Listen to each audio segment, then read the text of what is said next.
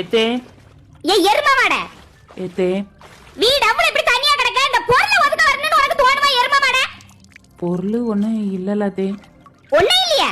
TV fridge washing மிஷின்லாம் எவன் வீட்ல உள்ளது? கொஞ்சோண்டு தண்ணி பட்டுச்சுனா அது ஓடுமா?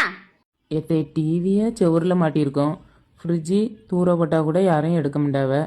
வாஷிங் மிஷின் உங்களை மாதிரி இருந்தும் ஒரு பிரயோஜனம் கிடையாது. பிரயோஜனம் கிடையாதா? இல்லத்தே, வாஷிங் மிஷின் இருந்தாலும் நீங்கள் என்னையே தானே துணி துவைக்க சொல்லுவிய. அதான் அது இருந்து ஒரு பிரயோஜனம் இல்லைல்ல. அடிச்சுட்டு போட்டு அடிச்சிட்டு போடுமா? உங்க அப்பா வீட்ல இருந்தா கொண்டாடா அடிச்சிட்டு போட்டு நீ அசால்ட்டா சொல்லியா? ஏத்தே, நான் ஏதாவது தப்பு பண்ணா என்ன மட்டும் யாசுங்கத்தே, உங்கள் அப்பாவெல்லாம் யாசாதீங்க. வேற நான் கோவத்தில் தலையை திருவிடுவேன். தலைய திருவியா? ஆமாத்தே, வீட்டை பற்றி பேசினா மட்டும் ரொம்ப கோவம் வரும். சரியாத்தே, பார்த்து பக்குவமாக நடந்துக்கிடுங்க. சரி. எத்தே பொருளை ஒதுக்கட்டா? என்ன ஜென்மமா?